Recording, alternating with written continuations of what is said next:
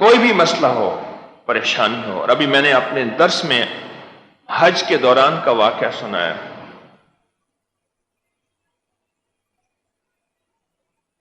کہنے لگے کہ میں سن 2000 میں آپ سے ملنے آیا، بہت مسائل، مشکلات، پریشانیوں اور دکھوں میں تھا، آپ سے ملنے آیا اور میں نے آپ کو اپنے مسائل کے بارے میں عرض کیا تو آپ نے فرمایا تھا کہ 2 رکعت نماز نفل پڑھ جس کی سورۃ فاتحہ کے بعد 21 بار سورۃ اخلاص پڑھ.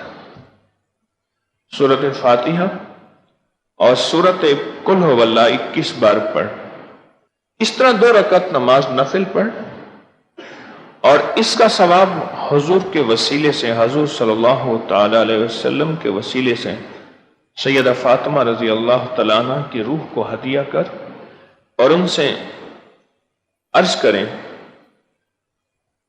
کہ اپنے والد صاحب کی خدمت میں، حضور کی بارگاہ میں میرا یہ مسئلہ، میری یہ الجھن، میری یہ مشکل، میری یہ تکلیف پیش کریں. آپ کی بارگاہ میں عرض کر دیں، یہ تکلیف پیش کریں اور ان سے عرض کریں کہ اللہ کی بارگاہ میں میرا یہ مسئلہ منوا دیں. اس کی دلیل یہ ہے، جسے آپ غور سے سنیں اور سمجھیں گے،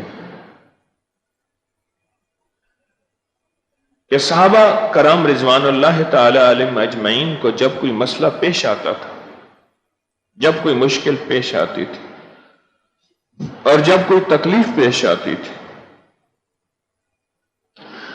تو صحابہ کرام فوراً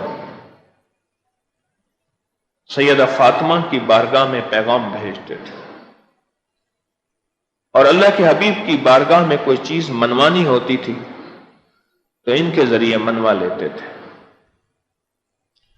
اور یہ یاد رکھنا، آج صدیوں کے بعد از وصال بھی کوئی چیز اللہ کے خزانوں سے منوانی ہے تو یہ نسخہ لاجواب ہے اور آزمودہ ہے.